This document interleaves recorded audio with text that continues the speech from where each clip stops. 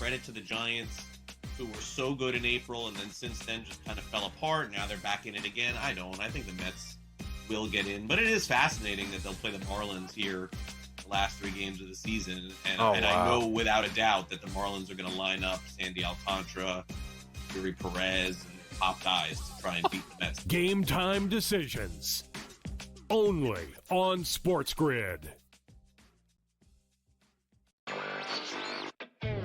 It is the biggest story in sports. It is the ability to predict outcomes in sports without calling it sports betting. But I guess Massachusetts doesn't like it very much, and they're saying basically you can't operate in our market without having a license like FanDuel and DraftKings, and they're coming at this company, Robinhood, who you may be familiar with. Robinhood right now says, hey, we should be able to operate just like these other companies. NewsWire, only on SportsGrid. They had clearly in hand at the end, especially in the second half, and yet somehow they managed a shank of a 60-yard field goal, and a flag comes in with no time left on it for a penalty. Do you want to know how many times that penalty of leverage was called all last season? Want to take a guess? How many? 4. The Early Line, only on SportsGrid. Biggest games, the biggest bets that you need to know. So much fun already, Joe. I feel like we got a lot of information now. Yeah. Good games, not great, but again, it's college football. You can bet on them, nothing better. Bet it, win it. By the way, and I always like to say this, and it's true. Like, you can have the worst game in the world. You cash your ticket, it's like a Picasso. Like, that game was the best game I ever watched in my life. Are you kidding? Exactly. Especially when you're hitting parlays. SportsGrid's College Football Today.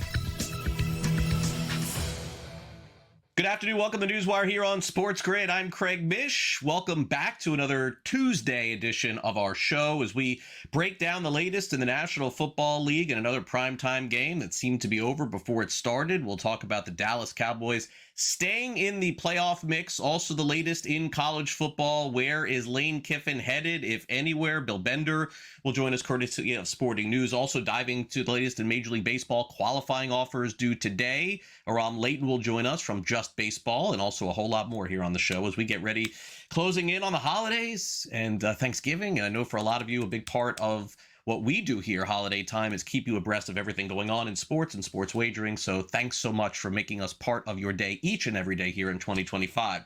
First, let's get started with a story that is groundbreaking in the industry, because we've had folks from the American Gaming Association on our show before, and I wonder what the relationship has to be now with FanDuel, DraftKings, and the AGA. There is a report this morning saying that DraftKings and FanDuel have left the American Gaming Association.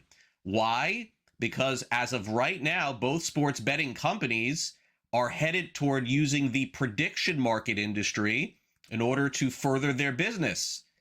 And as of right now, the AGA does not align with their thoughts on these prediction markets being legal in places that sports betting is not legal. An AGA spokesperson said in a discussion with DraftKings and FanDuel, the American Gaming Association has accepted their request to relinquish their membership effective immediately. We wish them the best and expect to maintain close ties in our mission to promote and protect legal, regulated gambling. So if you're wondering where the AGA stands on prediction markets, it doesn't take a genius to know they don't seem to be for it, at least in these markets where sports betting is not legal. This has been the story of the year, with these prediction markets expanding like Kalshi, Crypto.com, Robinhood, etc. All right, now let's get to the latest in the National Football League. Shedeur Sanders made his debut in the NFL on Sunday. While he was doing it, someone broke into his house. These are burglaries going on all across the country. Seems like they're targeting players that they know that they're playing on the road or, not at home. And Sanders' house was broken into. Luka's house was broken into. Joe Burrow, Patrick Mahomes, Travis Kelce. Hopefully they have a Arlo or Ring where they can get the video of that stuff. All right, could have skipped Monday Night Football, honestly. I was actually watching the Heat-Knicks game last night as opposed to this game, which tells you where my head is at as far as these primetime games on Monday Night Football. I mean, I understand you got to put the Cowboys on to get ratings, but who was watching this in the fourth quarter? 33-16, and by the way, the game was not even that close. Dallas's Dak Prescott threw 4 touchdown passes. CeeDee Lamb did not play in the first quarter, neither did George Pickens. Allegedly, some stuff happened in Vegas, but we'll let it stay in Vegas. 33-16, the final. Raiders season has been long over with. This has been a brutal year for them. Dallas staying alive. So guess what? If the Cowboys win this week, you probably headed into Thanksgiving with it meaning something for the Cowboys. Annual tradition coming up for all of us here. Here's Dak Prescott on losing their last game, having the bye week, and rebounding last night. Yeah, but I mean, obviously a tough, hard 12 days. And through the bye week, those first, as I mentioned to you on the earlier in the week, those first few days, right, not being with the guys was harder than anything. But the last 6, 7, being together, working together, having conversations, healing, shining a light on who Marshawn was, then obviously coming out here tonight and playing with the style that he played with, the intensity, the efforts, finish, and super proud of the guys. Whirlwind of a week, great one to cap off with a win right here. And they have a really good offense, and they do a nice job with it.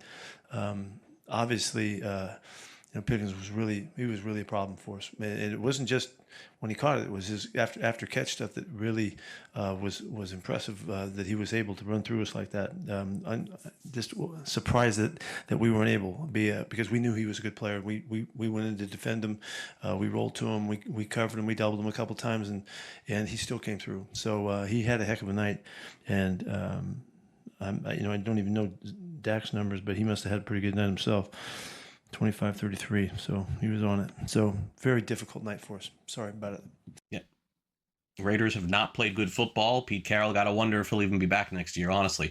All right, well, if your fantasy football draft involved the first overall pick, then you probably took Jamar Chase of the Cincinnati Bengals. Joe Burrow got hurt early in the year. It hasn't been a great year for him, but you never would have expected that Chase would miss a game because he spit on another player. The National Football League right now says that Chase is suspended for 1 game, saw video evidence enough to do it. Chase says he didn't, and he is appealing it. We'll find out what happens later in the week if he has to actually sit out a game or not.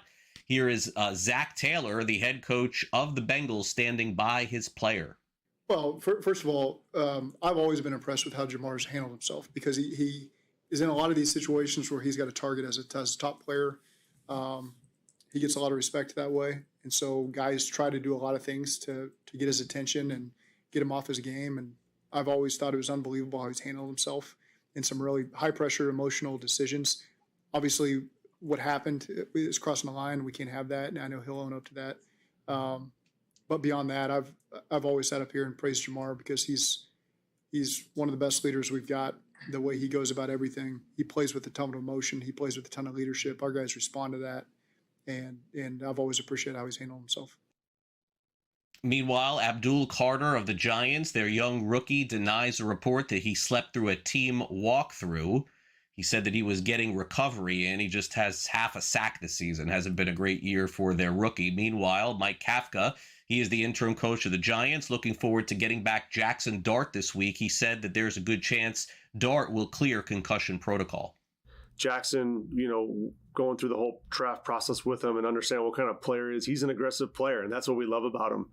But obviously, you want to show him some examples that he can learn from. I think he's going through that now. I think he'll continue to grow from those things. But at the end of the day, he is a competitor, and that's why we love this guy. And I think he'll continue to learn and grow. But you don't want to put a player like that in a box. And obviously, you want to give him show him the examples that he can improve on. And I think he'll take that to the bank.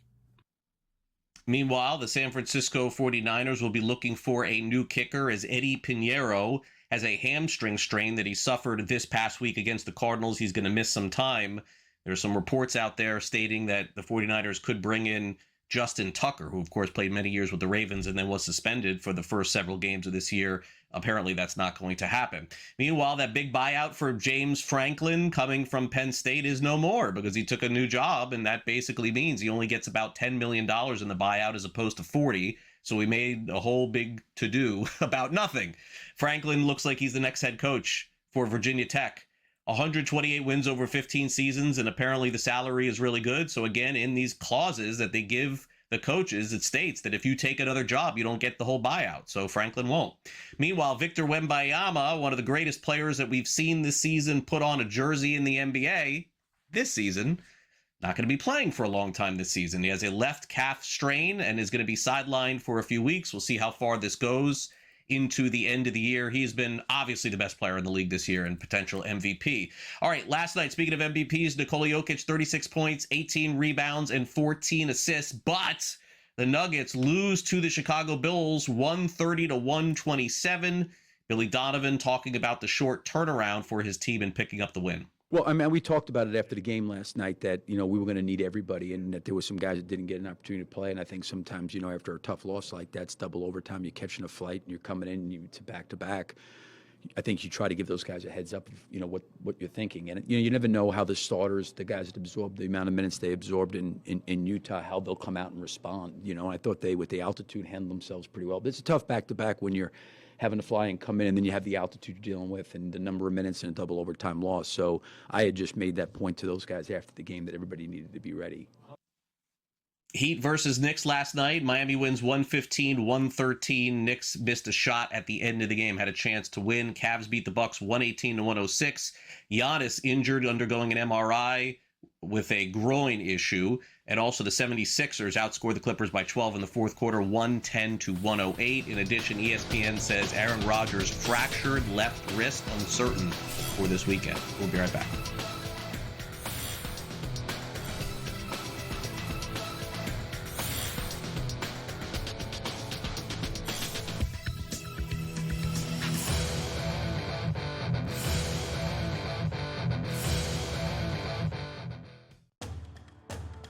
It's almost like betting the stock market. The good part about it is you can take a bet today. In 2 or 3 days, if you nail that bet, you can be able to cash out, Joe. Like you just hit a heavy stock. Like you go into Sun Microsystems or whatever it's called, and you buy into it. In 3 days, you can sell it for a massive profit. Do you understand these markets, Joe? I do understand the markets. It's amazing how some of the predictive markets seem to have the answers before the test. SportsGrid's College Football Today.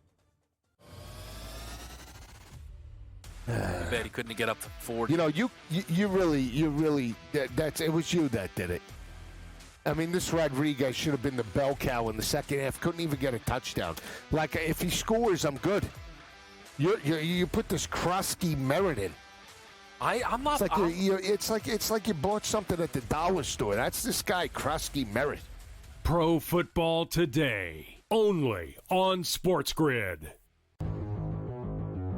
TreVeyon Henderson and a few others have the Pats at 9-2. Is excellence back in New England, Joe? Excellence is back in a big way. Mike Vrabel came back into town. Drake May has come out of his shell, and TreVeyon Henderson has come out of, I don't know where he was. He was in obscurity, but he had 3 touchdowns on Thursday night. Fantasy Sports Today, only on SportsGrid.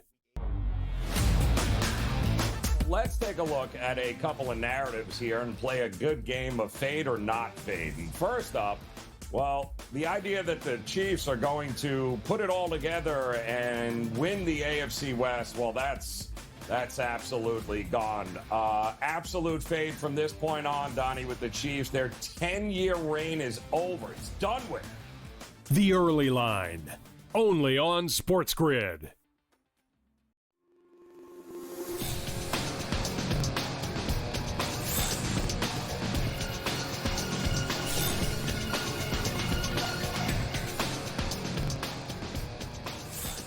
Welcome back to NewsWire here on SportsGrid. Great to have Bill Bender back with us in the house as we await the college football playoff rankings set to come out later today, as Bill is now with us. And Bill, certainly the rankings could have looked a lot different had South Carolina been able to close out their game against Texas A&M, one of the wildest games of the season.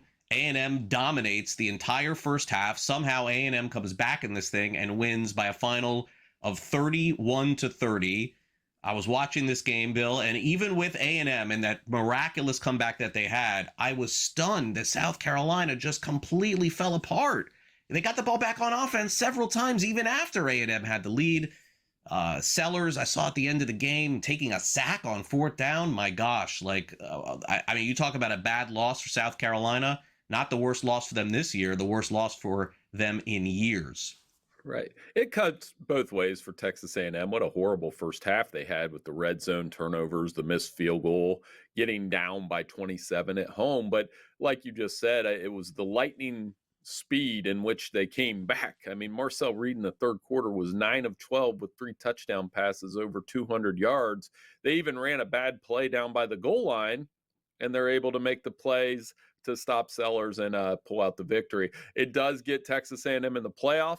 If they beat Texas, they're in the SEC championship. I guess if you feel like the Longhorns will upset and play spoiler against the Aggies, that would set up a probable Alabama-Georgia SEC championship game. But all 3 of those teams are in the playoffs anyway. So, yeah, that was the wildest part of a very wild Saturday, no question. Yeah, I thought that was one of the games of the year, just watching that play out. By the way, to win the national championship, A&M fell back a little bit, plus 800. Still among the favorites to win the SEC. This is the shortest odds they've had to win the SEC, Bill, I'm going to guess, since sports betting became legal. We're talking like 10 years. Plus 130 for A&M. So why are they favored right now? Plus 130. Why are they right there with Georgia? Well, the reason is, as we discussed, Bill, on the show, that line looked weird. Why was Alabama only 5.5-point favorites over Oklahoma? The reason why, the Sooners were able to take them out in Tuscaloosa 23-21, putting Alabama's postseason hopes in peril here a little bit. They're going to have to win out the rest of the season. Oklahoma may be in a better spot, Bill, with their head-to-head win now against the Crimson Tide. What a great, great finish for them, including a great play on defense to get things done. Oh, yeah, the turnovers and same formula that happened last year. We talked about it last week. Alabama had the turnovers, and they couldn't run the football. And Oklahoma took advantage. I mean, it's not like John Mateer had huge statistics in this game. They just made the plays when they needed to. So huge win for Oklahoma. I think what to watch for in the playoff rankings tonight is how do they stack up Alabama, Oklahoma, Notre Dame from 8 to 10. I think the top 7 teams will be pretty universal, but will they put Oklahoma over Alabama, which they should? Will they put Notre Dame over Alabama, which maybe they should? And keep in mind that 8-9 game, that's the difference between hosting a first-round game and being on the road. Yeah, it's going to be a wild playoff, especially, as you said, at the back end with some of these historical schools. Meanwhile, Georgia put an end to Texas this season. They'll still get a nice New Year's Day game, I'm guessing, Bill, but it's not going to be in the college football playoff. It can't be. Georgia beats Texas 35-10. Gunnar Stockton, 5 total touchdowns, 1 interception, 229 yards. And a game, Bill, that, things happen, but let's just call it what it is. Non-competitive from Texas. Steve Sarkisian under a ton of fire after that game. Back to the drawing board for Texas. They'll have a better year next year, but they ain't going to be sniffing this college football playoff this year. No, and that game was defined by Kirby Smart's aggressive calls in the fourth quarter, going for it twice, going for it once on his side of the field. And then they roll the dice with a onside kick that they get. And it's just a reminder that Kirby Smart's a big-time coach, and they're a big-time program. You talked about those odds. I mean, if I was betting, they don't have an inside draw to the SEC championship game, but I think they're the best equipped team to make it a national title run out of the conference because they've played in all these games. And Gunnar Stockton is playing so well in the fourth quarter. It's been a huge difference maker for them. There's no question. Yep, they really don't miss Carson Beck all that much. Top 4 seeds from Bill. This is the easy part. Before these rankings come out tonight, let's take a look at it. Bill's got Ohio State, A&M, Indiana, and Georgia. And by the way, who's going to argue with this? You have the 2 teams from the SEC always in the top 4. You can't have Indiana any lower than 3, and Ohio State is the Texas 1. What's the debate here? Well, I mean, they may have Indiana number 2 over Texas A&M, but I mean, the way this is going to shake out at the end is the Big Ten champion is going to be number 1. The SEC champion is going to be number 2. And then there's a really good bet that the Big Ten runner-up and SEC runner-up are going to be 3 and 4. So it really, to me, Craig, the rankings start at 5. That's when we start to get some interesting between 5, 6, 7, and then those teams we mentioned from 8 through 10. So here's where things get a little dicey, very specifically. The debate is over the ACC right now. Everyone feels they don't deserve to have a team playing in this thing, but the deal with the college football playoff is they do. So you have Texas Tech against JMU deserving right now, as of right now, to be in it. And there's Georgia Tech hosting a game against Oregon, Bill. No one's going to want to see that, so I wonder what happens with the ACC. And then you have Ole Miss and Oklahoma, the 7-10, and Alabama, Notre Dame. What a great matchup that would be, 8 versus 9. But, I mean, listen, we're a long way from the ACC figuring who's going to be in this thing. You really think Georgia Tech in the end gets it? I don't even think so. Well, I don't know. I don't know if it's them or Virginia or Miami. I mean, Pitt could beat Georgia Tech this weekend and shake that up even more. So we will find an ACC champion eventually. I think the team to watch is Texas Tech. Can they get a first-round bye? And they might. I mean, the way that they've dominated in the Big 12, they may have a chance to do that. You mentioned that Alabama-Notre Dame game. I mean, how much fun would that be to have those two? It doesn't matter which campus they're on. That would be the game that everybody's watching, built in with a Shane Gillis, Nick Saban intro, of course. It would be amazing to watch those two teams play. So Lane Kiffin, apparently, I look, it's hard to believe all these reports, honestly. I'm here, you read a million different things with Lane Kiffin.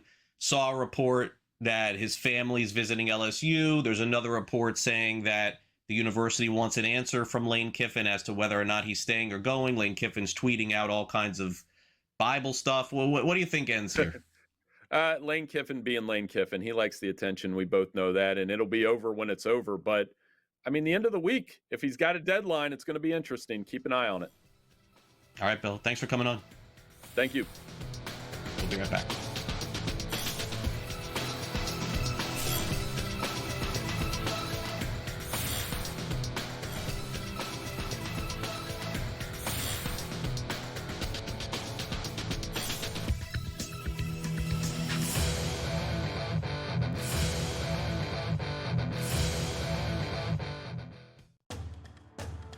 It's almost like betting the stock market. The good part about it is you can take a bet today. In 2 or 3 days, if you nail that bet, you can be able to cash out, Joe. Like you just hit a heavy stock. Like you go into Sun Microsystems or whatever it's called, and you buy into it. In 3 days, you can sell it for a massive profit. Do you understand these markets, Joe? I do understand the markets. It's amazing how some of the predictive markets seem to have the answers before the test. SportsGrid's College Football Today. I bet he couldn't get up to 40. You know, you really, it was you that did it. I mean, this Rodriguez should have been the bell cow in the second half. Couldn't even get a touchdown. Like, if he scores, I'm good. You put this Krusky Merritt in. I'm not. It's like you bought something at the dollar store. That's this guy Krusky Merritt. Pro Football Today, only on SportsGrid. Travion Henderson and a few others have the Pats at 9-2. Is excellence back in New England, Joe? Excellence is back in a big way. Mike Vrabel came back into town. Drake May has come out of his shell, and Travion Henderson has come out of, I don't know where he was. He was in obscurity, but he had 3 touchdowns on Thursday night. Fantasy Sports Today, only on SportsGrid. Let's take a look at a couple of narratives here and play a good game of fade or not fade. And first up, well, the idea that the Chiefs are going to put it all together and win the AFC West, well, that's absolutely gone. Absolute fade from this point on, Donnie, with the Chiefs. Their 10-year reign is over. It's done with.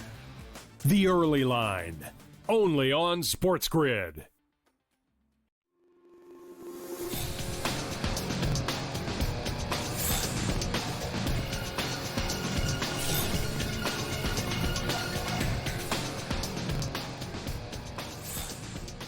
Welcome back to NewsWire here on SportsGrid. Some big college football matchups ahead this week. 2 teams inside the top 20 going to play and duke it out. Former Pac-10 and then Pac-12 brothers, USC and Oregon. We'll also preview Syracuse, Notre Dame, and see if Texas A&M can continue to build off their miracle comeback. It's time now for the SportsGrid Sound Off.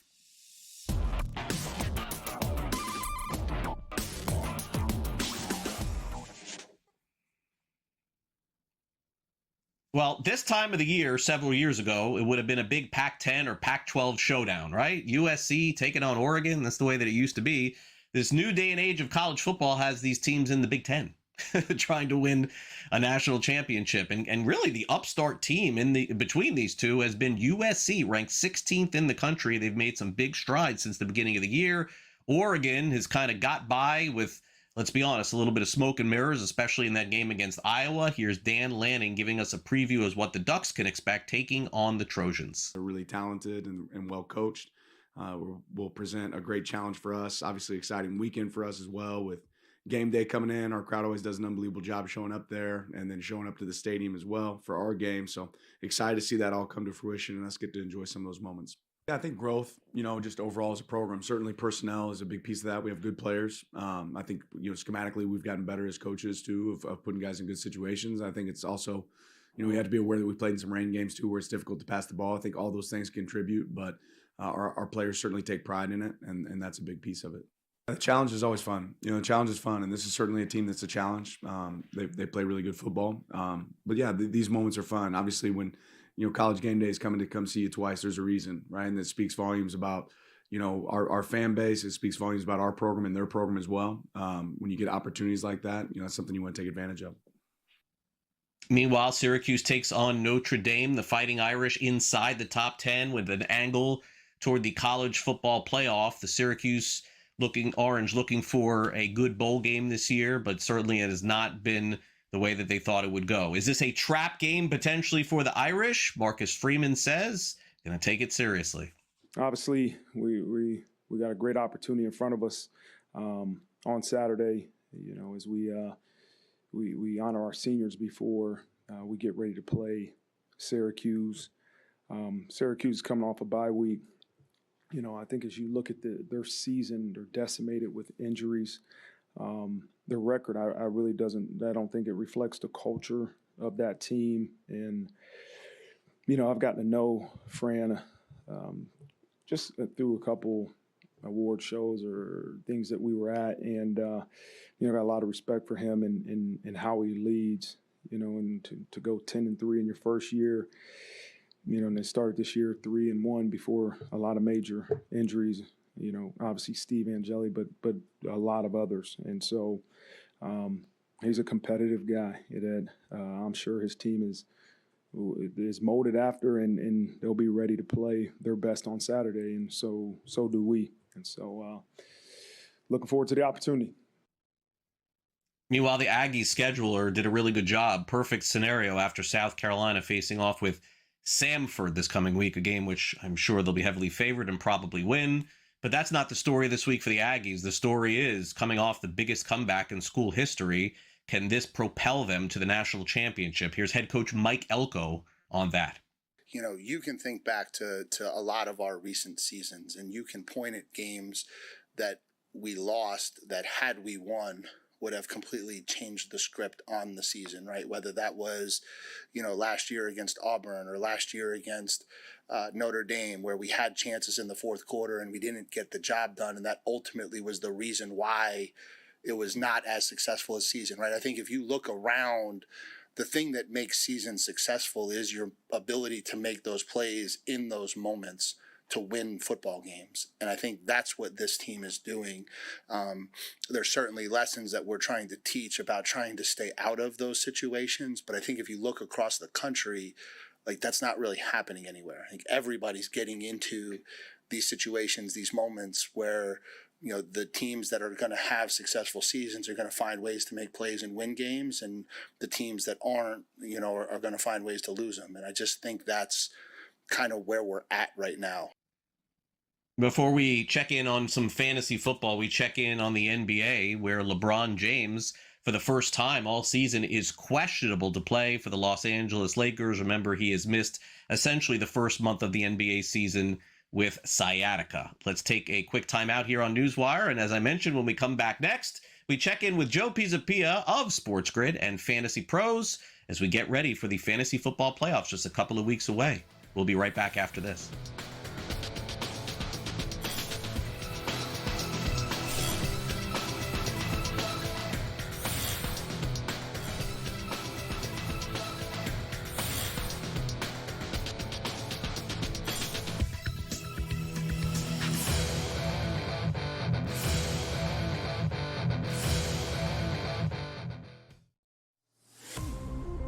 Detroit's going to be a top 6 team in the East. And they're going to be extremely dangerous. And it may be fun to watching that Central Division between Detroit and Cleveland. Kind of makes you think back to the old early 2000s with LeBron and obviously the Chauncey Billups-led Detroit team. But Detroit basketball's back. Pro Basketball Today, only on SportsGrid. When I think of the European Tour, these are the players I'm thinking of, right? So I understand why that they would be so frustrated by all this, but they also know that there are rules in place that, from a competitive standpoint, that if you're a member of this tour, like, you can't go join a rival tour. Like, there's rules in place, just like in any other business. The Smiley Show, only on SportsGrid.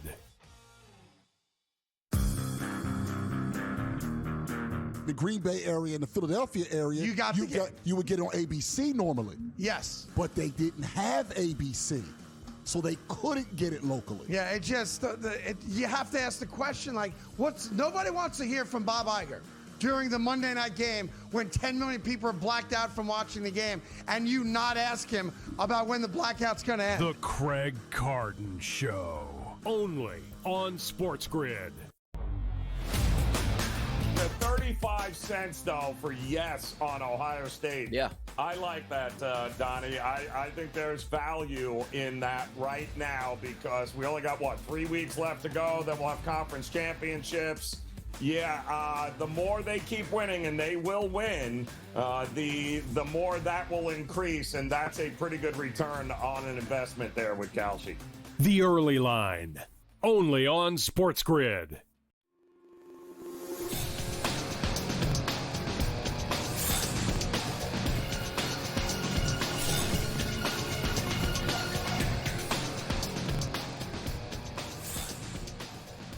Welcome back to NewsWire here on SportsGrid. Hopefully you're still alive in your fantasy football leagues. I'm completely dead in one, but I am setting my lineup just to be nice. Whew, tough year. And in my other league, doing okay. So I'm alive and well. So let's check in with Joe Pisapia. I'm sure he's in several fantasy leagues and going to fight here till the end, do or die. And, certainly that's the scenario, Joe, for a lot of people. And, the big story this week coming out of fantasy, Joe, certainly, we got bye weeks again this week. I understand that, but a lot more injuries than normal this past week. And, certainly some good news coming out of it, but some unfortunate news as well. Yeah, unfortunate injury news, of course, but also unfortunate circumstances like losing Jamar Chase now this week for a suspension for something horrendously stupid. So when you lose your best player outside of the bye week and not because of an injury, it's pretty frustrating. And I think to the point you made, too, I think this is a good wake-up call for everybody. A lot of league host sites like Sleeper will let you play not only your opponent, but also the median average score every week. And I encourage people to do that next year in their leagues because that rewards everybody who's doing a good job at fantasy. You're going to have a lot of weeks where you have some bad luck. You run up against a team that just kind of goes off. But, when you lose 135 to 122 and you're the third highest point getter of the week, you should be rewarded for that in the long term. So I think that's a shift that's very easy that a lot of people can make in their leagues next year on their league host site. And I appreciate people looking into that because I think it's going to give a better experience to everybody and keep good fantasy managers more engaged all year long. Yeah, it's funny that you mentioned I'm looking up my score as we're talking. I lost by less than a half, or I lost by 0.4 of a point in one of my fantasy leagues. 0.4, but we play with the median score. So I ended up beating the median score. I ended up going 1-1. It wasn't a total loss in that league, but I can't find it here. So I picked up my phone. Okay, so here are the bye week teams this week. And look, honestly, this is, I know there's 4 teams off, but it's not a horrendous situation because all 4 of the teams with these offenses have not been great. Broncos, Dolphins, Chargers, and Commanders, especially when you look at Washington and Miami, who played this past week. Miami's had like 2-3 good weeks all season. Washington, very few. So the winners from this past week in fantasy includes a member of the Miami Dolphins who's been coming on strong, which is Devon Achane, and should be great down the stretch because this is a guy that's going to play mostly good weather games in South Florida. And I know he's got a game coming up against the Saints too. 120 yards, 5 receptions, 45 yards receiving. Josh Allen had another big 40-point fantasy game. And then the shocker was Jacoby Brissett out of nowhere, setting the all-time completions record, Joe, with 47 and over 452 yards. So I guess, Joe, is it fair to say if the Cardinals are going to go down and, go 3-14 this season, may as well go down letting this guy throw 1,000 passes this season? Why not? Well, you know what's funny, Craig? I'm old enough to remember when Jacoby Brissett was playing quarterback for the Cleveland Browns a couple years ago. And if you recall, they had a winning record. I want to say they were 5-3 with Brissett before Deshaun Watson came riding back into town and they handed the reins back to him. And everything fell apart. And I think Brissett has proven that if you give him time to throw and you give him a good situation, that he is going to be a productive quarterback, a guy that can help out your offense, right? And I think whether it's for the Cardinals next year or some other team, considering the NFL draft class, a quarterback that was supposed to be brilliant looks like it's going to be a bust. I think Jacoby Brissett's going to have a starting job somewhere. I really do. Now, I understand last year in New England it was very bad, but it was a horrible, untenable circumstance with Gerard Mayo, no offensive coordinator. It was a whole just giant disaster there. But you surround him with some good people, the Trey McBrides of the world. You give him some time to throw the football, and Jacoby Brissett can get the job done. So I think he's playing his way into a potential, at least competing for a job next year somewhere else, or maybe even Arizona if they decide to move on from Kyler Murray, which it certainly seems like things are souring there. Travion Henderson could have made this list too, 3 touchdowns. I think that coming out party for him the last 2 weeks has been brilliant. Devon Achane, you mentioned another fantastic game, so they get a little time off here. And credit to the Dolphins. They were kind of a joke at the beginning of the year. Defense has played much better over the last 3-week period. So I want to give a shout out to them because, again, it is possible to turn things around at some point in the season. The Dolphins are showing some fight there after firing the general manager. It's amazing, right? The shockwaves that go through, and all of a sudden people are worried about their positions next year and beyond. So good on them. And obviously Josh Allen doing Josh Allen things with a huge victory, a must-have victory too for them against a big opponent in Tampa. Definitely so for the Bills. Meanwhile, the Week 11 losers, this is pretty easy. Sam Darnold, 4 interceptions on Sunday. My gosh, 279 yards. They could have won this game 4 or 5 different times if they just put the ball down the field. This is the bigger story, which we're going to expand on here. Justin Jefferson, his 5th straight game under 80 yards. And then the Falcons season is now over. Kirk Cousins takes over at quarterback, and Drake London got hurt. He's going to miss this week as well. But let's do this, Joe, because Justin Jefferson is a great topic, not just for this year, but for next year as well. I think you probably would agree with me when I say at the very worst in terms of talent, this is the 3rd best receiver in the NFL. There's some who think he's number 1, but at the worst, he's probably 2 or 3, but his stats don't even come anywhere near this. And in one of my leagues, I got somebody shopping him. And I'm like, oof, I don't know, for next year, maybe the temptation is there. But Joe, for this season, I mean, the targets are there. He's not catching the ball. And when he does, there's not much happening. This is like a number 1 overall pick in fantasy a couple of years ago. Is this ever going to change for him? Because I thought he was quarterback proof. I guess that's what they say. It doesn't look like it anymore. No, it doesn't look like it right now. And I was kind of bullish on buying him this weekend too, because I thought, look, J.J. McCarthy's going through growing pains that you would normally have in September, right? But we didn't get J.J. McCarthy in September, and the guy didn't play football for a year. And J.J. McCarthy hasn't been good. Justin Jefferson, to me, I think is the number 1 wide receiver in terms of skill set, in terms of route running and the complete package. I think Jefferson is the best. But the problem is he's just not on the same page with McCarthy. And right now, that relationship is not good. You see a lot of strutting around, unhappiness on the sidelines. It's a bad mojo right now, and that's never good. And that's not usually Justin Jefferson's MO, too. He's usually a pretty positive guy. So things are really bad right now for the Vikings, and this is where the coach has to step in. Now, I'll say this.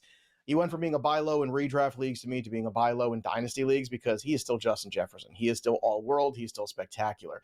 Now, I don't know if Justin Jefferson wants out of the Minnesota situation or if Minnesota is going to say, after this year of letting McCarthy go through these growing pains, maybe he is not the guy. Maybe they do bring in a Jacoby Brissett or they bring in somebody else here to run an offense. And I think that's going to be really interesting next season. But in 2025 redraft leagues where I was hopeful they would get on track, it's really asking a lot. And I think it's just magnified by the time of year because this is our fantasy playoff push.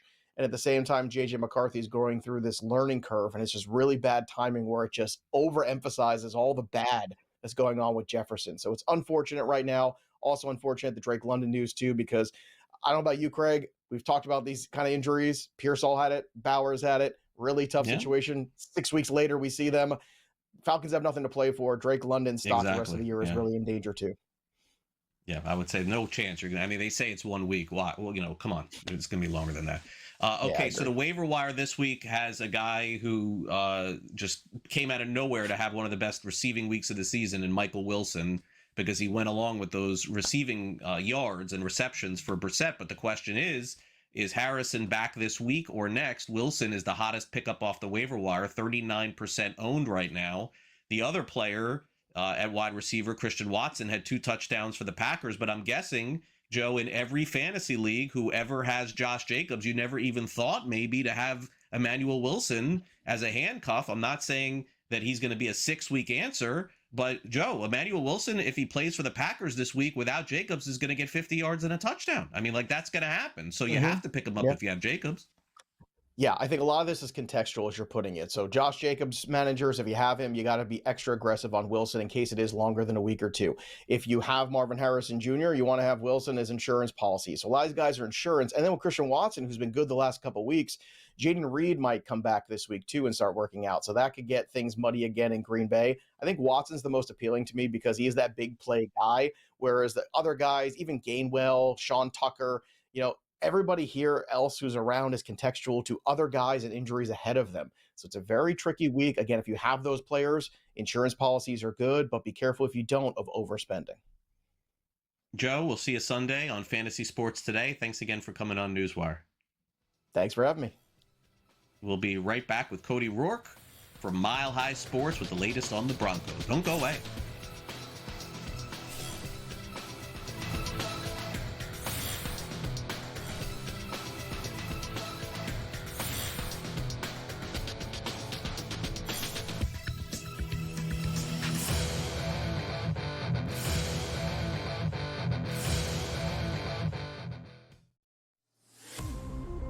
Detroit's going to be a top 6 team in the East. And they're going to be extremely dangerous. And it may be fun to watching that Central Division between Detroit and Cleveland. Kind of makes you think back to the old early 2000s with LeBron and obviously the Chauncey Billups-led Detroit team. But Detroit basketball's back. Pro Basketball Today, only on SportsGrid. When I think of the European Tour, these are the players I'm thinking of, right? So I understand why that they would be so frustrated by all this, but they also know that there are rules in place that, from a competitive standpoint, that if you're a member of this tour, you can't go join a rival tour. There's rules in place, just like in any other business. The Smiley Show, only on SportsGrid.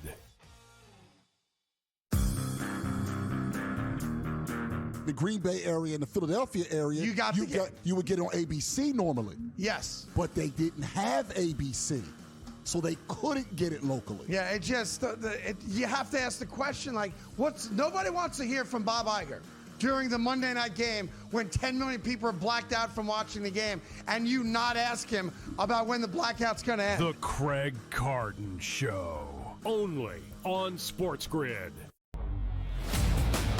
The 35 cents, though, for yes on Ohio State. Yeah. I like that, Donnie. I think there's value in that right now because we only got, 3 weeks left to go. Then we'll have conference championships.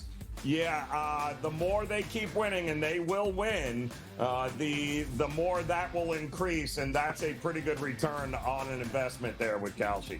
The Early Line, only on SportsGrid.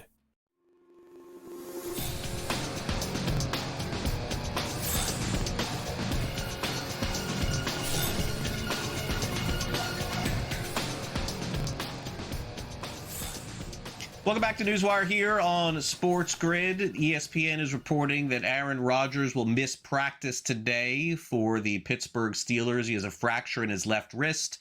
Also, Jaylen Warren, who missed some time, not on the practice field, but he is expected to play. No word on Rodgers as we move forward here in the National Football League. And any other injury updates we'll give it to you throughout the day. Big sports betting news today. The American Gaming Association and FanDuel and DraftKings apparently not on the same page. As of right now, FanDuel, DraftKings leaving the American Gaming Association. Mutual agreement here. Both sports betting companies are basing this on the idea that these companies want to join the prediction markets business. Naturally, they're stating that prediction markets are not sports betting, but they're going to be operating in places where sports betting is illegal, and therefore the AGA feels they shouldn't be part of the American Gaming Association. A spokesperson said that in discussion with FanDuel and DraftKings, the AGA has accepted their request to relinquish their membership effective immediately. We wish them the best. We want to maintain close ties in our mission to promote legal and regulated gambling, but with prediction markets on the way for FanDuel and DraftKings, just like they are for a lot of the other companies across the country you may have heard, are partnering up or at least joining the prediction market business, there is some gray area as to whether or not sports betting and prediction markets are indeed the same. AGA certainly seems to feel like they are. All right, now let's get to the latest in the National Basketball Association from last night. It was a really big win for the Chicago Bulls. Nikola Jokic did his triple-double thing, as he always does, 36 points, 18 rebounds, 14 assists. But the Bulls win by 3 over the Denver Nuggets. By the way, Chicago led this game by as many as 18 points, but with the Bulls on a back-to-back, they needed everybody to really come through, says Billy Donovan, and they did. Well, I mean, we talked about it after the game last night that, we were going to need everybody and that there were some guys that didn't get an opportunity to play. And I think sometimes, after a tough loss like that, it's double overtime. You're catching a flight and you're coming in to back-to-back. I think you try to give those guys a heads up of, what you're thinking. And, you never know how the starters, the guys that absorbed the amount of minutes they absorbed in Utah, how they'll come out and respond. I thought they, with the altitude, handled themselves pretty well. But it's a tough back-to-back when you're having to fly and come in, and then you have the altitude you're dealing with and the number of minutes and a double overtime loss. So I had just made that point to those guys after the game that everybody needed to be ready. It's always going right down to the wire, so that had to happen at the Kaseya Center last night. Miami wins 115-113 in South Florida. The Knicks had a late opportunity to take the lead and even tie the game. Karl Anthony Towns missed a game-tying shot. The Heat had 6 players score in double digits, including Kel'el Ware. Here's Eric Spoelstra on that close victory. It still comes down to just, competitors find a way to win. It doesn't have to go perfect. It never will go perfect. It never will just be exactly how you want it to go. And then ultimately, you just have to figure out as a group of competitors, how to put your fingerprints on a game and then come out with it with big plays, to secure a W. And we made some big plays, going down the stretch. And Kel'el was very impactful in those last, several minutes. And that's certainly growth. NBA loves to feature its big stars during the holidays, especially on Christmas Day. We've seen none of LeBron James this season. Victor Wembanyama is going to be out for weeks with an injury. And now we're awaiting the latest on Giannis Antetokounmpo. He left the game last night with an injured groin. He's undergoing an MRI. Donovan Mitchell had 37 points. The Cavs beat the Bucks 118-106. Here's Spider Mitchell on the victory afterward. We rebounded. We responded to their offensive boards. We forced turnovers. We withstood a few runs, even when it felt like we were up. So it was one point I was like, man, we must be up 5, 6, 10. I looked up, it was a 1-point game, right? Like, continuing just to push. The second half especially, obviously with Giannis being out, they become a lot more unpredictable, right? You don't know. Ryan Rollins is talented. You got Gary Trent, Bobby Portis, Cole Anthony, Turner. Like, you know what I mean? You never know where the offense is going to come from. So being able to adjust different coverages. So I'm really happy with the way, we played tonight. Two teams with surprising starts going different directions in the NBA. Philly doing okay. The Clippers not so much. Philly wins last night, 110-108. Tyrese Maxey, who's been fantastic for Philadelphia, had 39 points in the victory yesterday. The Clippers are now just 4-10 on the season. What a start for them. Here's Maxey on the return of Paul George in the victory last night. Great. He's able to do a lot of different things on the basketball court. I think his biggest asset to us right now, like today, was his defense. His defending. He can guard multiple positions. He guarded Collins. He guarded James. He guarded so many different people, and he was able to just get deflections and get some blocks. So that was big for us. He shot the ball, made it a 3, made a couple plays, and he was good. Speaking of injuries, as we mentioned, Victor Wembanyama has a left calf strain. It's being reported that he'll be sidelined for a few weeks. What that means exactly in the NBA, no one really knows for sure, because that's the way this works in the National Basketball Association. But Wemby, who's been the favorite to win the MVP in the NBA, probably not so much as of now. Last night in the National Football League, the Dallas Cowboys picked up an easy victory on their way, potentially maybe back to the playoffs. Could it be possible? Dallas on the outside looking in, but they went to Las Vegas and destroyed the Raiders 33-16 in this game. It has been a dismal season for Vegas. For Dallas, they're kind of hanging around 500. By the way, in this game, Dak Prescott threw 4 touchdown passes. George Pickens, CeeDee Lamb, both with great games. By the way, both did not play in the first quarter, so sort of a bizarre situation there. Meanwhile, Jamar Chase has been suspended 1 game by the National Football League for spitting on Jalen Ramsey. Chase said he did not do it. Ramsey said he did. The NFL has deemed that video shows that he indeed did do it. But even still, Chase says, I still didn't do it, and now he's going to appeal it, because he's going to lose a lot of money if he doesn't get to play this week. Also, Abdul Carter, who is accused of sleeping through a walkthrough, said he was just getting recovery in.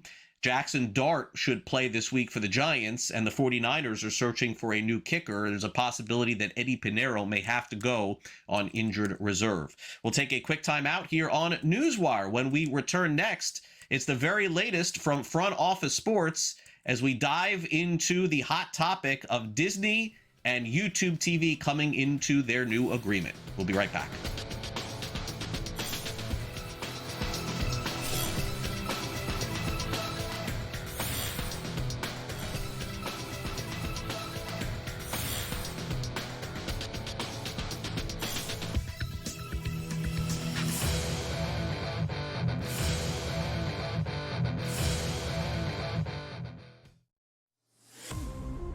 Detroit's going to be a top 6 team in the East. And they're going to be extremely dangerous. And it may be fun to watching that Central Division between Detroit and Cleveland. Kind of makes you think back to the old early 2000s with LeBron and obviously the Chauncey Billups-led Detroit team. But Detroit basketball's back. Pro Basketball Today, only on SportsGrid. When I think of the European Tour, these are the players I'm thinking of, right? So I understand why that they would be so frustrated by all this, but they also know that there are rules in place that, from a competitive standpoint, that if you're a member of this tour, like, you can't go join a rival tour. Like, there's rules in place, just like in any other business. The Smiley Show, only on SportsGrid.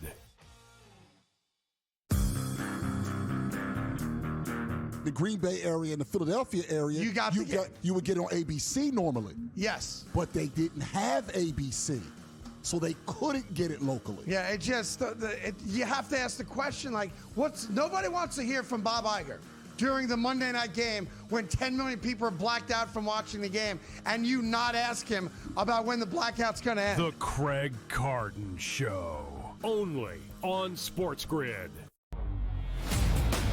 The 35 cents, though, for yes on Ohio State. Yeah. I like that, Donnie. I think there's value in that right now because we only got, 3 weeks left to go. Then we'll have conference championships. Yeah, the more they keep winning, and they will win, the more that will increase, and that's a pretty good return on an investment there with Kalshi. The Early Line, only on SportsGrid.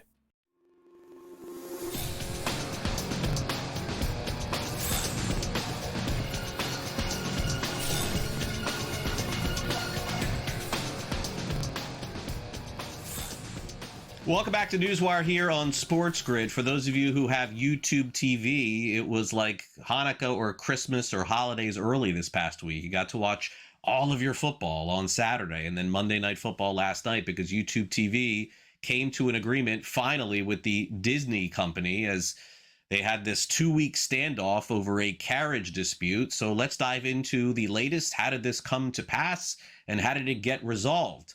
We'll check in with our friends at Front Office Sports as they dive into the end of the blackout now that everybody can watch football again, both college and pro, on Disney and ESPN and everywhere else. Here's Front Office Sports with the latest. Yeah, things really kind of moved pretty quickly because Thursday morning, when Disney had its quarterly earnings report, they really kind of signaled that they were potentially in for the long haul and they were going to really stick to their guns.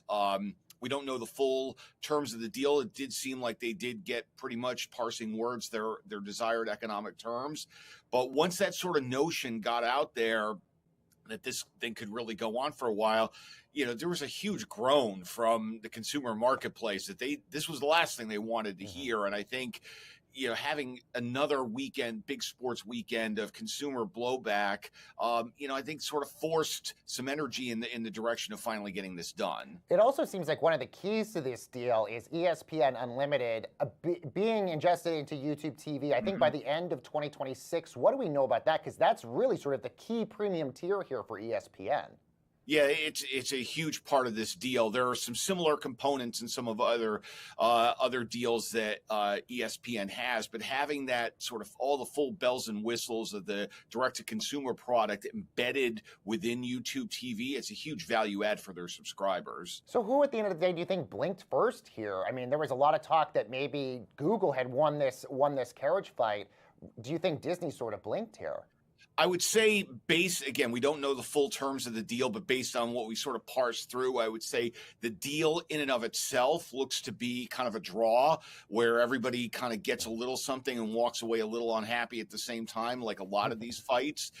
So in the core deal itself looks fairly even, but given, again, the stance of where Disney publicly said they were Thursday morning, again, that looks, you could sort of call it maybe a little bit of a blank. It certainly is a surprise that in the span of about 36 hours, 35 hours to go from one posture to a radically different one, that certainly caught me off guard. So YouTube TV subscribers now have had a carriage sort of negotiation with Fox, with NBC, now here with ABC. Are there any other big ones for YouTube TV subscribers to have to worry about in the foreseeable future? Not for a little while here. I mean, there's some smaller ones that are certainly going to come up, but just in the last 6 or 7 months here, YouTube TV has now done the full sweep of the 4 major broadcast networks in the U.S. and their respective companies. So that's Paramount and CBS, and then NBC, and then Fox, and now Disney and ESPN. Those are all now done for multiple years. Is Rob Manfred calling you? Who is that? With the last little bit of time that we got over here with you, any other things that really sort of stood out to you in this negotiation here? Again, it just how ugly this one really sort of got. That the other ones, resolved a little more quickly. This one, for a variety of reasons, got, really out there. It went for the 15 days.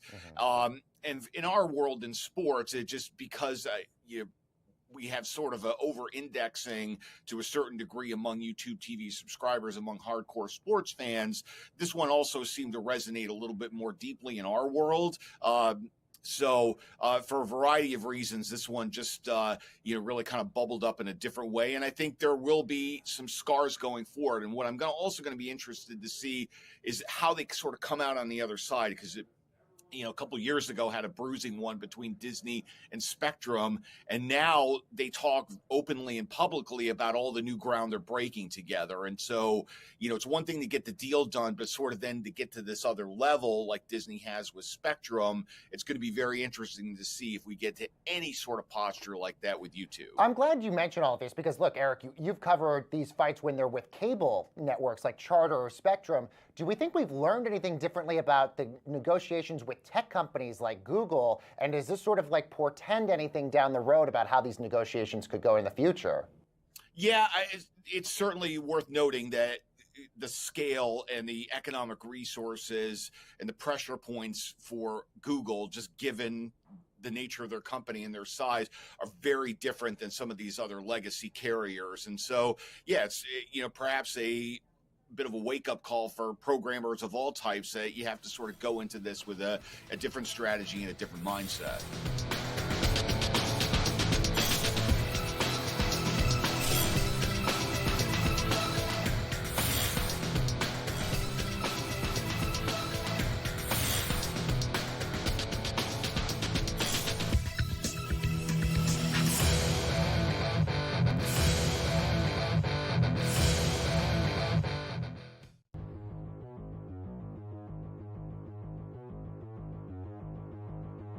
let's play our game of buy or sell. It has been a season to remember for Drake May. As of right now, May and Matthew Stafford are the favorites to win the NFL's MVP. Who had that at the beginning of the year? You probably could go through 20 quarterbacks before you got to Drake May as predicting winning the MVP. After this season, buy or sell, we will think of Drake May as the best quarterback in the 2024 draft class. Is this buy or sell? He certainly wasn't going in. All right, for those who don't know, we're talking May, Caleb Williams, Jaden Daniels, Michael Penix, J.J. McCarthy, Bo Nix. A lot of interest there, right? A lot of interest there as far as those QBs. He's going to be the best. I mean, this is a question I would normally just take the field, right? Because I'll assume that Jaden Daniels has been really good. While he's hurt now. Caleb Williams, he's getting better and better. I'm still not giving up hope on the other three here as far as Penix, McCarthy, and Nix, although I would certainly have May well above them. So I think for me, it's either Daniels, Williams, it's either May. Isn't this recency bias? Last year we would have, it's Daniels. By far, it's Daniels. Now because he's hurt, hasn't had a good year, it's Drake May. I'll sell this just for the sake of it, Craig, here, but I don't necessarily disagree. Yeah, I'm going to sell. I got Jaden Daniels still. I can't go this far with Drake May. Maybe second best, but it's not even about taking the field. We're having recency bias here. Jaden Daniels, to me, will still be awesome. So next year for Daniels goes back ahead of Drake May. Fantasy Sports Today, Friday starting at 3 p.m. only on SportsGrid.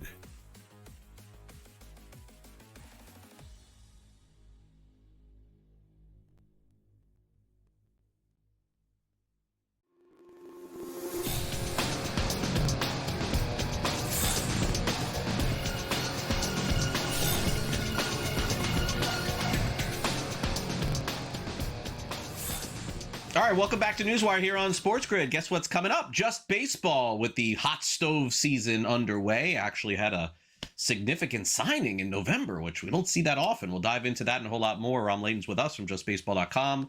But we're going to dive into some other topics as well. And Ram, good to see you again. And happy off season. And we'll see how hot the stove gets in November. Usually December, January is when things get started. But we finally got this. Why did it take so long to get this press conference from Blake Butera, the new manager and the youngest manager in Major League Baseball history? First, let's hear from Butera, who had his press conference and talked about joining the Nationals and taking over the reins. I obviously enjoyed my time managing with the Rays, and then when they, brought this next opportunity up to me, it was something that was obviously on a broader spectrum with a lot more players, a lot more staff members to oversee. I think it was something that gave me a much better perspective of how to build an organization from the ground up and what goes into creating a winning culture, creating a winning team, creating a winning organization. I think when this next opportunity came about, I always love being on the field. I love the competition. I love being with the guys every day. So this was a no-brainer.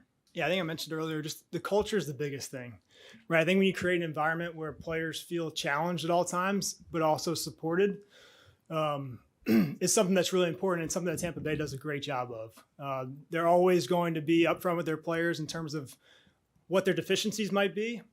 But there's also an art to it where you don't just tell a player what they need to get better at. You tell them where we view them, where we think they can get to, and then make sure we support the heck out of them to get them there.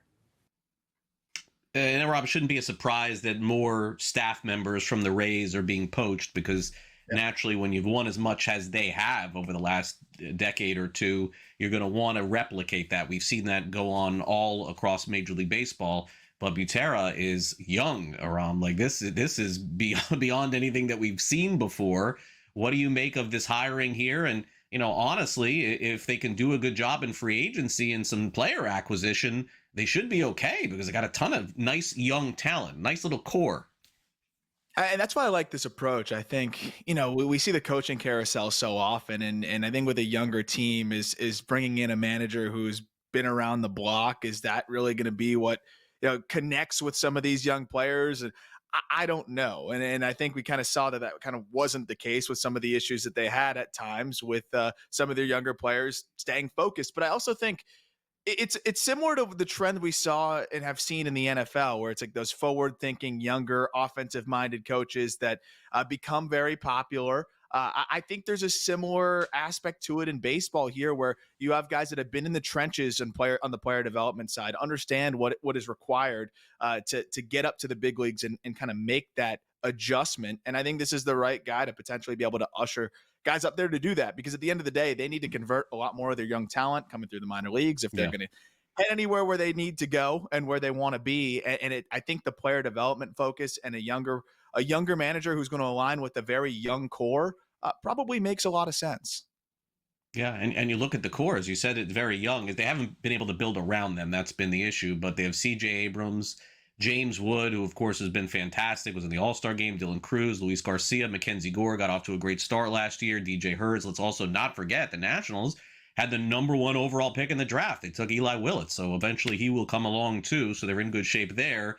Within the division, though, I think this is where the issue is, Aram, is that, look, I mean, when you have the Phillies and Mets, and the Marlins came off a great year and they finished ahead of the Braves. The Braves, run differential said they should have won 85, 90 games. I mean, I guess they probably will next year. So Washington, Aram, no matter what, could be at the bottom. But I think it sounds like they're sort of prepared for that next year, too. Yeah, and it seems like we'll talk about kind of the rumor mill and stuff like that. Mackenzie Gore could potentially be expendable, and you wonder if it feels like they're rebuilding a rebuild, but at least you see some of these young pieces here, and I think they just realize it's going to be a process, so we might as well invest in a younger manager, see if he can blossom with us as well, and try something a little bit different. And I don't hate that with the new regime here in the Nationals front office. It's very rare these days for Major League Baseball players to accept the qualifying offer. For those who are unfamiliar, these are players who could potentially become free agents, but teams give them what's called the qualifying offer. So therefore, if the players don't accept it, they would get a draft pick in return. The name that's probably the most intriguing of all is, obviously Bo Bichette of the Toronto Blue Jays. No one's really quite sure around how this is going to go with him. We also have Dylan Cease, Edwin Diaz, who is expected to get a multi-year deal. I'm sure he will decline if he does get the offer. Zach Gallen, he could and then decline or accept. You don't know. Trent Grisham, I'm sure, will not be offered one. Imanaga, apparently, there's a report today saying that he'll be offered and may accept that one-year deal. So that'd be interesting. And then Michael King, let's stop there. Among those names, who are you looking for today? Oh, man, I think there's a chance we might not see anybody accept the qualifying offer this time around. I really don't know. It's funny. I was thinking about Gleyber Torres. Like, is that a guy that maybe fits the bill? But even then, with some of the underlying data there, this might be, and I know it's rare, but in terms of having majority of players decline it anyways, but I feel like it's also rare to have nobody take it. This might be one of those years where I don't know if we have anybody accept the qualifying offer. Yeah, I mean, there is a report saying that Imanaga would accept it, but then why did he opt out? I don't know. It doesn't really add up if that's the case. Kyle Tucker is going to be the top free agent. There's really, at this point, all rumor, no fact with him, and not even anything that would indicate anything is close. It makes sense because in the way that the bargaining agreement is set up I'm hoping this changes at some point. Is that Kyle Tucker, if he was in the NBA or the NFL or in the NHL, he'd be signed already. That'd be it. Like the first day available, he would be signed. But in this market, why not just wait until the very end and just keep saying no, more? This is what baseball's free agency is. And then everybody else, it's funny because it feels like it should be, where everyone's going after the top guys, and then you plan from there. You go to your plan B, plan C. But it seems like the problem is a lot of teams are bargain hunting, looking for the plan C is really plan A. See if that works out. If they get outbid there, then they start looking around, and then all of a sudden it's like, oh, well, I guess maybe we'll be big players and pony up for Tucker. I think it's ridiculous that the Cubs are viewed as less likely than likely to retain him given what they traded for him. And I understand he didn't play well with them, but it shouldn't be a foregone conclusion that the Cubs are out on a guy like that. And I think that's also a proof of kind of an issue with the system and the way it's set up right now. And clearly, I mean, the best agent that's done it for a long time here, Scott Boras, sees an incentive and a value in waiting. And I think we got to fix the system to a degree if there's a benefit oftentimes for these players, to get more money, to just wait and have this be a really slow unfolding off season. It seems like the Rangers could be trying to change. I'm not talking about culture. It seems like they're just trying to change the dynamic of the team to find guys that put the ball in play a little more here. There's a report that states that the Rangers could say farewell to Adolis Garcia, who has, honestly been a team leader and fantastic for them up until this past year. Maybe even Jonah Heim could get non-tendered, not as much as a big deal. But I am surprised that Garcia could find his way out of Texas. I do give credit to that organization, certainly, for picking him up for nothing and finding him. Yeah, it's one of those things where I think they've given him some runway here to try to get back to that form, and he hasn't really been able to. And there hasn't really been many signs of life. And this is a team that spent a lot of money. They have a lot of money on the books. And I think you look at an area where, okay, Jonah Heim's probably your backup behind Higashioka at this point. He's going to be owed $6+ million, I think, is the estimation. And Adolis Garcia is going to be owed $12+ million. So I think for a team that's probably hoping to reinvest that in some other areas, you clear up $18 million. And, I don't think those are two guys that are really going to be a huge loss for them, given the production that they've gotten elsewhere. It is wild because you think about that World Series team and you're like, well, those guys were key pieces, but that feels like 2023 feels like a long time ago, especially with those two. And I think clearing up that money on guys that are already on the other side of 30 is something that Chris Young's probably excited about, being able to, reinvest maybe into the bullpen or some other aspects of their team. You're hoping for a healthy Evan Carter, though, this year. I think that's a big part of it. Yeah, definitely. So a lot of young talent there. New manager, of course, Skip Schumacher as well. All right, let's take a quick time out here on NewsWire. When we come back next, we'll dive into the Hall of Fame ballot, which was released yesterday. You're watching NewsWire on SportsGrid. We'll talk more baseball next. Don't go away.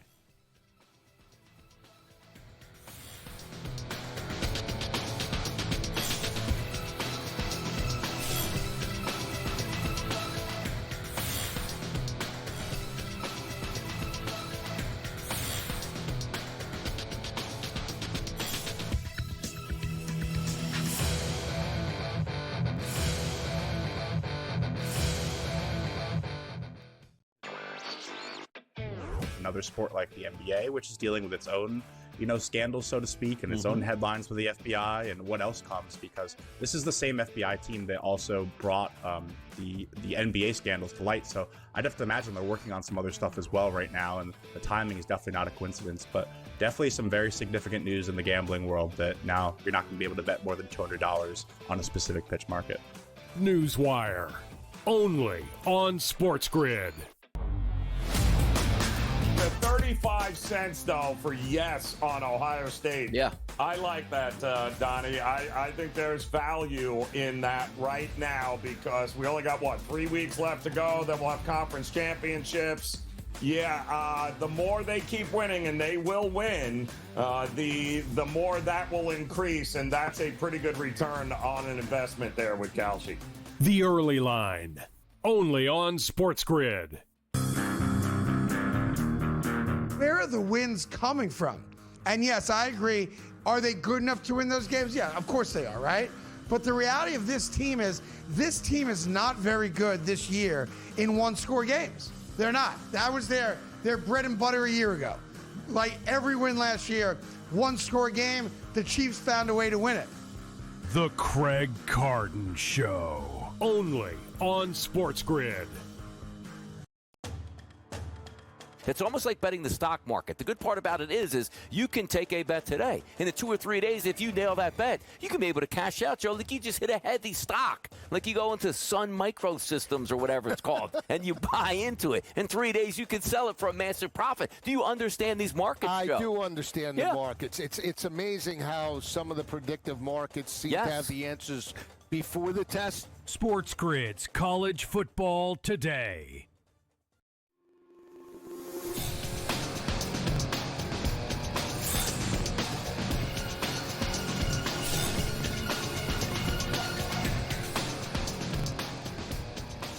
Always fun to debate when the National Baseball Hall of Fame puts out their annual Hall of Fame ballot. Got a lot of new first-timers on there, some repeating guys as well. Aram Layton joins us now. This is Aram, not the most stellar Hall of Fame ballot this year. This is one of those where it's who's going to get in as opposed to like, oh, this guy is a lock. It's David Ortiz or Ken Griffey Jr. or someone like that.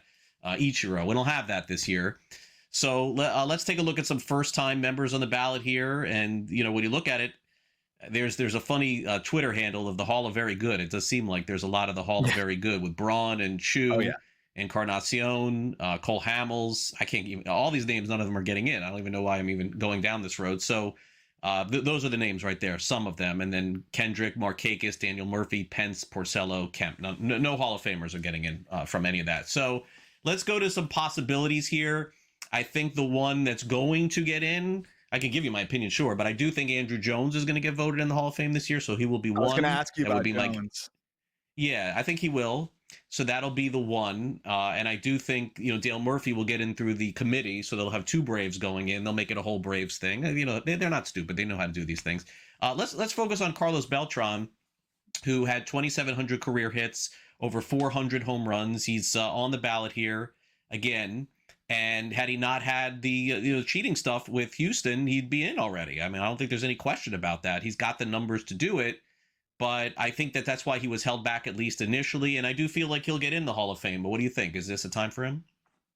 I think this is the year for the reasons that you kind of laid out as well, right? There's not a lot of other players that I think are pulling for your vote. And you start to look across, and I think it allows these voters to maybe re-examine a bit more of some of the guys that were on the fringes or that are close. I mean, when you look at from a WAR perspective, from an F-WAR perspective on Fangraph's side, 67 with Carlos Beltran, but it's also the different ways he impacted the game, right? I mean, to be a switch hitter, his legs were an impact at times. The defense was an impact at times. He could slug, he could hit for average. I mean, he's just one of the archetypes of players that you dream of having, and doing it for as long as he did. I think the consistency, I feel like, I was going to ask you, do you feel like it's really just because it's also 70 B WAR as well when you look at it from that perspective? Yeah, he didn't win the MVP, but the accumulation there, is it really just the Astros thing you think that's holding him out? Yes, at this of point? course. Yes, of course.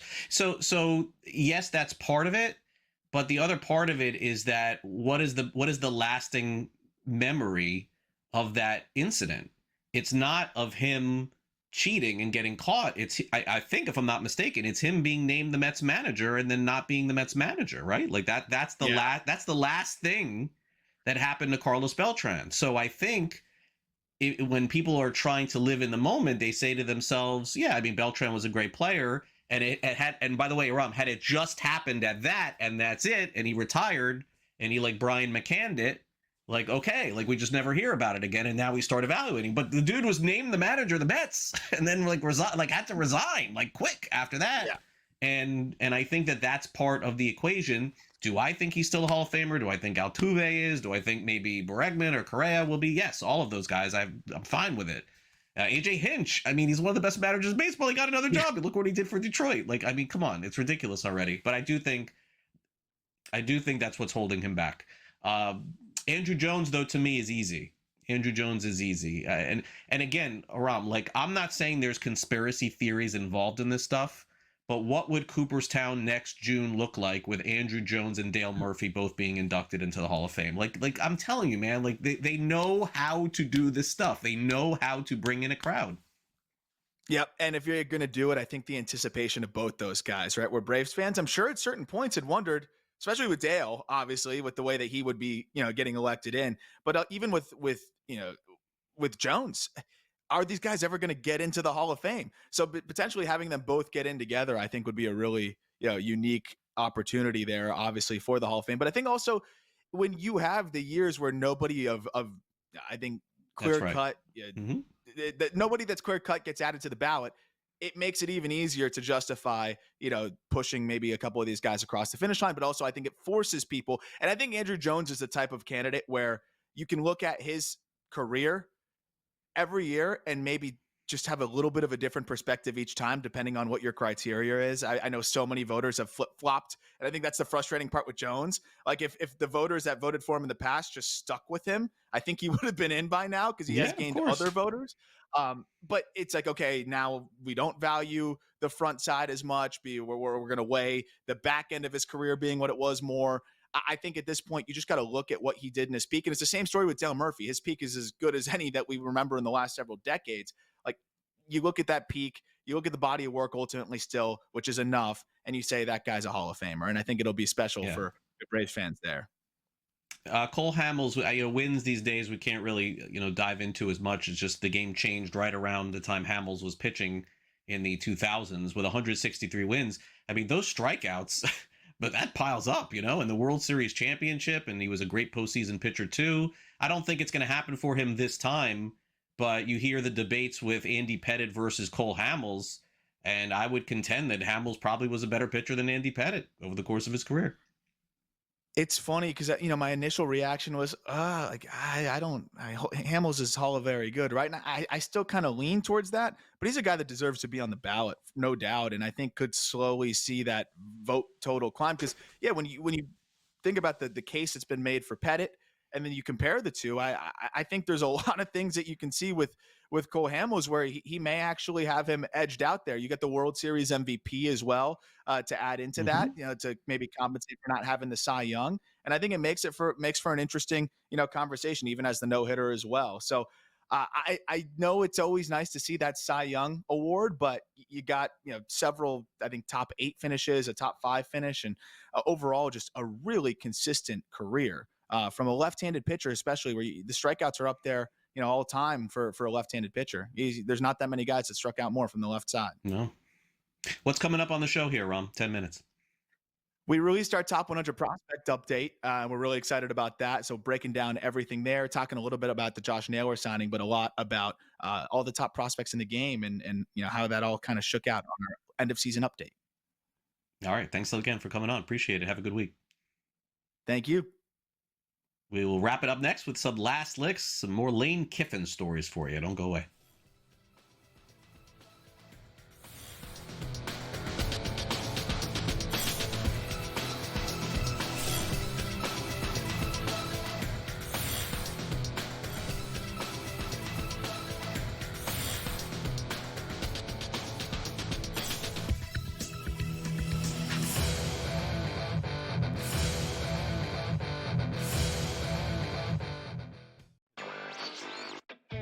Another sport like the NBA, which is dealing with its own, scandals, so to speak, and its own headlines with the FBI and what else comes, because this is the same FBI team that also brought the NBA scandals to light. So I'd have to imagine they're working on some other stuff as well right now, and the timing is definitely not a coincidence, but definitely some very significant news in the gambling world that now you're not going to be able to bet more than $200 on a specific pitch market.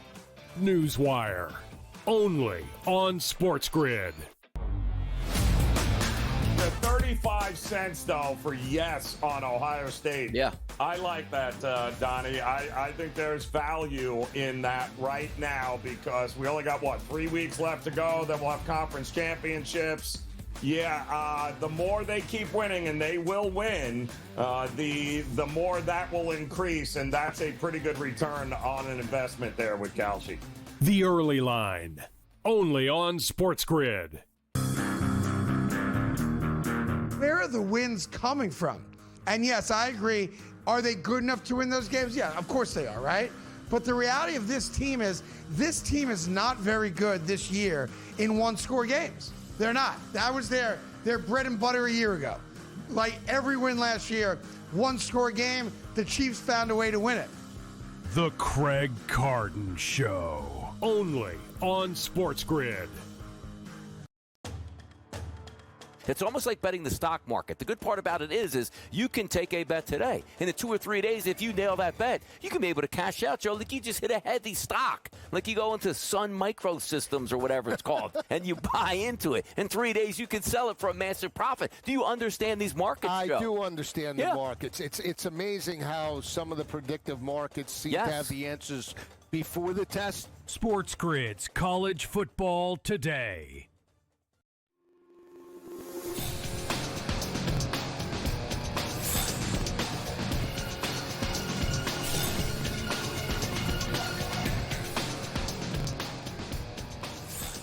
Welcome back to NewsWire here on SportsGrid. Get ready for the end of the college football season. Some big decisions to be made as far as coaching is concerned at the University of Florida, at LSU, at Auburn, and a lot of other stops. We'll get to that. We'll also talk about one of the latest mascots at an upcoming bowl game. That is edible. I think you know what I'm referring to. And speaking of edible, Thanksgiving is a week from Thursday. We'll have the latest on what some of the activities could look like for you watching football on Thursday. Time now for some last licks.